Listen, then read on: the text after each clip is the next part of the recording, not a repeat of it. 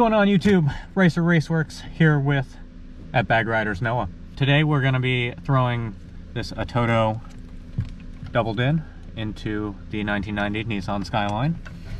Let's get into it.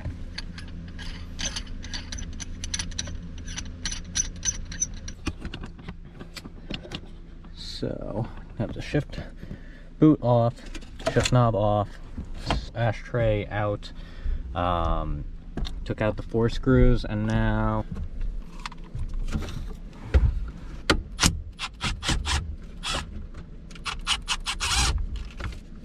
is it like a microphone or something? Yeah.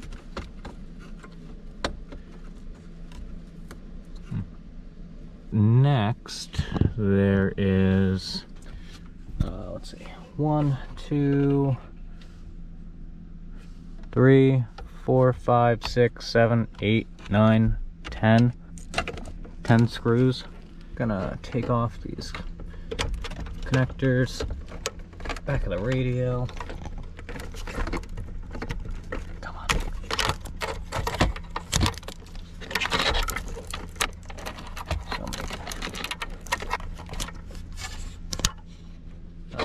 Little side clip.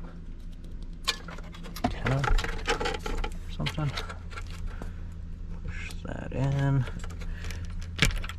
Pull that out. That easy. So this is going in the Skyline. Next step is going to be to take off these side brackets and swap them. I'm gonna actually do that off camera on my workbench just so I don't lose any screws. And then once I have that all reassembled, I will grab the camera again and we will go from there. But for now, stock radio is out. There's all of those plugs and we will be back. All right, we're back.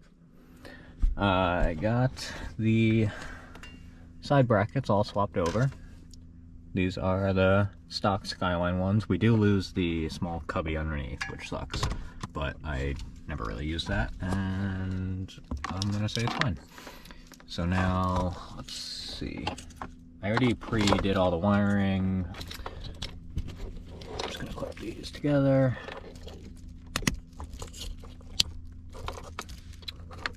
This one is 6-pin. This is for radio antenna, I believe. I didn't actually get the adapter for that. I have a random BMW one that is definitely not going to work. I haven't actually tried using the radio since I've had this car. So now that's all in. Put that back there. So this little USB, I'm going to actually want to feed out of the tunnel. That way we can like charge our phone on that. There we go. Alright. So we got that out. Little USB. We can actually move it even further back if we want. Slack out of there. And now we look at the back of the radio. There's just one plug. Goes like that. That's in there. So that goes to steering wheel controls if you have it, but we don't. That's for the airlift. You can do backup cameras and stuff like that. We have a mic. I might actually just plug that in and tuck it behind. I'm not going to wire it all the way through the interior, but just generic mic. In the back here, there is a little mic spot. I'll just clip that to like there or something. So now we should be able to just slide this back in, and if I didn't mount the side brackets, you know, too far down or up, then this should work. But I'm having issues already. I'm gonna have to mess with this a little bit more, and then I'll get back to you after I have it a little more together. All right, we're back. I got the Got there then. I had to not forcibly, but I used a pry bar to push down on these alignment tabs on the both sides. And that's actually what was causing my fitment issue. But brackets are on, spacing is even, it looks pretty good. I guess we should probably test to see if it turns on.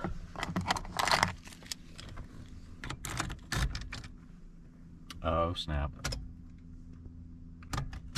Okay, put this back together in the reverse order we took it apart. So there's 2 screws.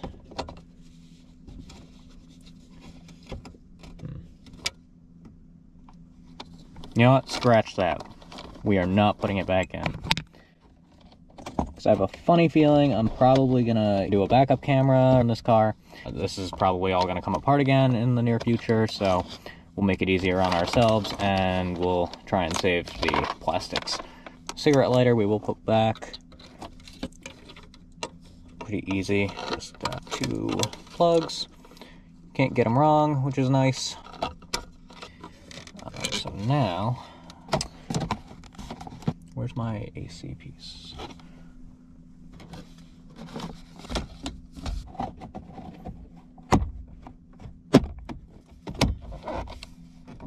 Okay, so there is a slight gap between the HVAC and the radio.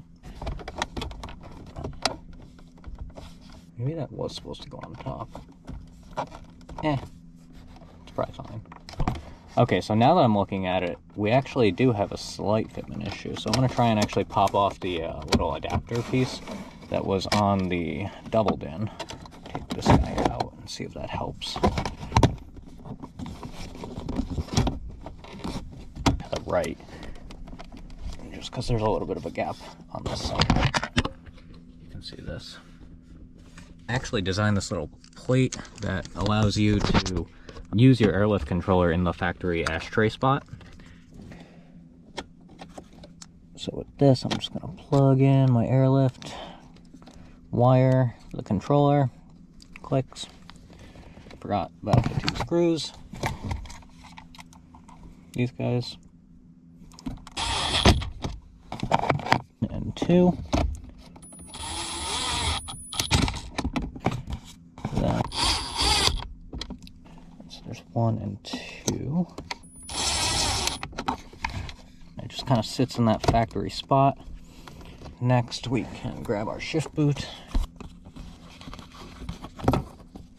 Okay, so now that I'm actually looking at the shift boot, there is a little tab at the bottom that I didn't notice, but that means that the shift boot should have popped off from the front. So luckily I didn't break anything. So luckily I didn't put new tape on the controller. It was actually hitting on my controller.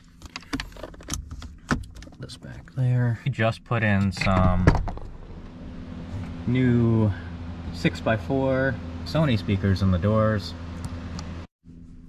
Alright, so we don't need to use the Monster AM FM Bluetooth receiver transmitter kind of guy anymore, so we can just toss that. I definitely need to get some new shift and e-brake boots. These ones are probably the original ones. This is a Wearelikewise M10 by 1.25 adapter for their shift knobs.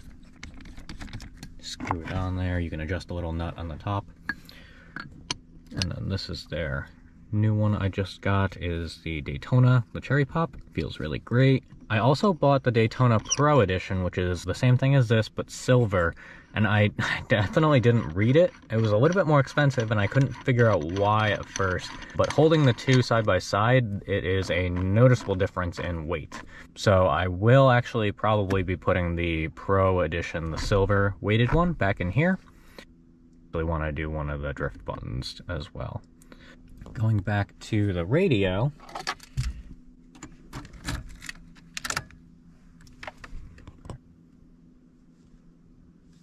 Nice. All right, so the radio is powered on now. I just connected my phone, so let me pull up some music.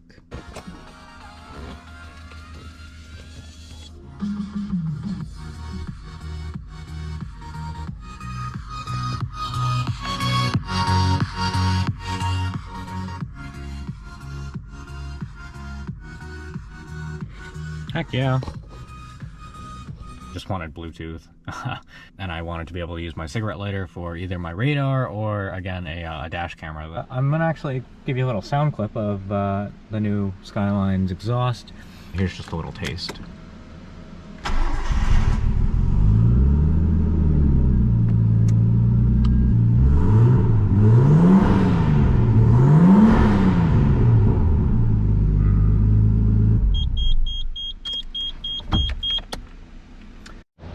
Alright guys, this does it for this video. Yeah, it went pretty well. I'm surprised. Usually my mods take like 4 hours and, you know, good times. But this one actually only took us about an hour. But again, I already had the wiring harness all pre-wired for us, so it was just really a plug and play kind of mod. But again, got that Atoto in. I'll probably throw this one in the Subaru, which I pick up on Monday. That'll be pretty sweet. Put down some good power for a change. Actually, just got a Bloud 440 XT with the HPD upgrade, 10 centimeter housing, stock inlet.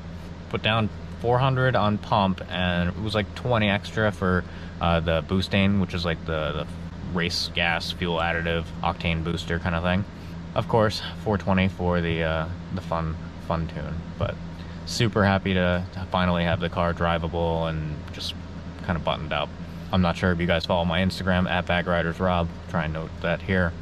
It's just been a nightmare of a project, you know, the 5-6 years I've owned it, so it's finally, you know, coming into its last stage, and super excited to get to drive it and just enjoy it for once. But yeah, we'll do a couple more videos down the road of some mod installs, a couple different like vehicle highlights, build breakdowns, and we actually have some winter sports coming too, which I'm really sore today, so that's why I decided to do the radio install. But again, thanks guys for watching, and be sure to like, comment, and subscribe. Bye!